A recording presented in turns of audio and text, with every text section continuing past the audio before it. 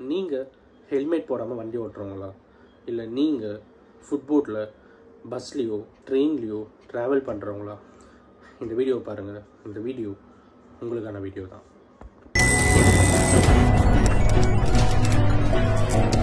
கற்றது உலகளவாகவும் கல்லாதது கைமண்ணளவாகவும் இருக்கட்டும். Hello everyone, எல்லோரும் எப்படி இருக்கீங்க? நல்லா இருக்கீங்களா? இன்றைக்கி நம்ம பேசுகிற டாபிக் என்ன அப்படின்னு பார்த்தீங்கன்னா, எங்கே ஸ்டார்ட் பண்ணுறது அப்படின்னு சொல்லிட்டு நிஜமாக தெரியல. இன்றைக்கி நடக்கக்கூடாத ஒரு சம்பவம் நடந்ததும் அதை நான் நேரில் பார்த்ததும் ரொம்பவே ஒரு பேட் எக்ஸ்பீரியன்ஸ் அப்படின்னு சொல்லலாம். ஃபேமிலியாக காரில் போயிட்டு இருந்தோம். ஒரு இடத்துக்கு போயிட்டு ரிட்டர்ன் வந்துட்டு இருந்தோம். வரும்போது நான், என் ஒய்ஃப், என்னோட 1.5 வயசு குழந்தை, அப்புறம் எங்கள் ஃபேமிலி மெம்பர்ஸ் 2 பேர் சொல்லிட்டு ஒரு 5 பேர் காரில் வந்துட்டு இருந்தோம். வரும்போது ஒரு இடத்துல ஒரு ஹைவேல பயங்கர டிராஃபிக். அந்த சீன் ஆஃப் சீக்வன்ஸ், ஹைவேல பயங்கர டிராஃபிக். அந்த இடத்துல ஒரு அவ்வளோ ஈஸியாக ஒரு டிராஃபிக் ஆகிற ஏரியாவே கிடையாது. ஸோ இன்னொன்று மனசை பட்டுட்டே இருந்தது. அதுக்கப்புறம் கார் கொஞ்சம் கொஞ்சமாக போக போக நான் என்னோடய காரில் மூவ் ஆகிட்டு வந்துகிட்டே இருந்தேன். வரும்போது ஒரு இடத்துல ஒரு பஸ் நிற்குது. பஸ்ஸுக்கு முன்னாடி ஒரு கார், ஒரு 4 வீலர் கார் ஒன்று நிற்குது. பஸ்ஸில் இந்த 2 சைடு ஃபுட்வே பாத்வே இருக்கும் பார்த்தீங்களா, அதுக்கு நடுவில் ஒருத்தரோட உடம்பு இருக்குது. ஸோ ஐ திங்க் ஒரு ஆக்சிடெண்ட். அந்த ஆக்சிடெண்ட்டில் அவர் இறந்து போயிருக்கார், தவறியிருக்கார். ஸோ பார்த்ததும் ஒரு மாதிரி ரொம்பவே டிஸ்டர்ப் ஆகிட்டு. ஸோ அதுக்கப்புறம் என்ன பண்ணேன், சரி ஓகே அப்படின்னு சொல்லிட்டு இன்னும் ஹெல்ப் பண்ணலாம் அப்படின்னு பார்க்கும்போது, அன்ஃபார்ச்சுனேட்லி இன்றைக்கி சண்டே, அது இல்லாமல் குழந்தையும் கூட்டிகிட்டு போயிருந்ததுனால என்னால் அங்கே நிற்க முடியாது. எனக்கு ரொம்பவே கஷ்டமாக இருந்தது. நிற்க முடியல, ஹெல்ப் பண்ண முடியல அப்படின்னு சொல்லிட்டு ஒரு கஷ்டம் ஒரு பக்கம் அதிகமாகவே இருந்துட்டு இருந்தது. ஸோ அதுக்கப்புறம் வந்துட்டேன். பட் வந்தாலும் அதுக்கப்புறம் சாப்பிட தோணலை, எதுவுமே பண்ண தோணலை. ஃபுல்லாகவே மைண்ட் பிளாங்காக இருக்குது. இப்போ இந்த வீடியோ எடுக்கிற வரைக்கும் நான் அதுதான் யோசிச்சுட்டு இருக்கேன். இன்ஃபேக்ட் அவர் மாலை போட்டுட்டு இருந்தார், சபரிமலைக்கு மாலை போட்டுட்டு. ஐ திங்க் நேற்று தான் விரதம் ஸ்டார்ட் ஆகிருக்கும். அவங்க கார்த்திகை ஒன்று நேற்று தானே. ஸோ நேற்று தான் விரதம் ஸ்டார்ட் ஆகிருக்கும். இன்றைக்கி 2வது நாள் சண்டே. எங்கேயோ ஒரு வெளியே போயிட்டு நேற்று தான் விரதமும் ஸ்டார்ட் ஆகிருக்கும் அப்படின்ட்டு நினைக்கிறேன். பிகாஸ் கருப்பு கலர் வேஷ்டி, கருப்பு துண்டு தான் போட்டுட்டு இருந்தார். பார்க்கும்போது ரொம்பவே கஷ்டமாக இருந்தது. என்னடா இது அப்படின்ற மாதிரி ரொம்பவே ஒரு ஹார்ட் பிரேக்கிங் அப்படின்னு சொல்லலாம். ஒரு பதட்டம் ஒரு பக்கம் ரொம்பவே அதிகமாக இருக்குது. இந்த மாதிரிலாம் பார்க்கும்போது சில விஷயங்கள்லாம் பேசணும் அப்படின்ட்டு தோணுது. இது அவங்ககிட்ட தான் நான் ஷேர் பண்ணுறேன். இன்ஃபேக்ட் சொல்லணும் அப்படின்னா, விபத்து ஆக்சிடெண்ட் அப்படின்னு இருக்கும்போது, அந்த பர்டிகுலர் ஆக்சிடெண்ட்டில் கார் டிரைவர் மேலே தப்பு இருக்கலாம்.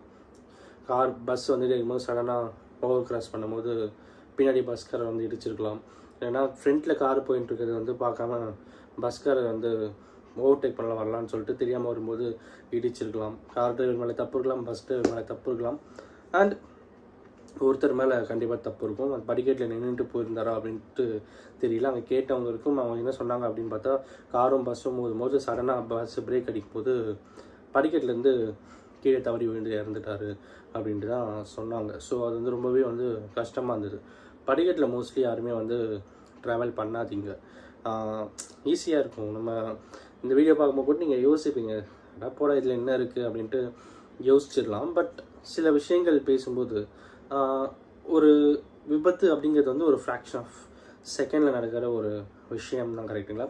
பட் அதனுடைய இம்பேக்ட் அப்படிங்கிறது லைஃப் லாங், நம்மளை சார்ந்து இருக்கிறவங்களுடைய லைஃப் லாங் அது மிகப்பெரிய இம்பேக்டாக இருக்கும்.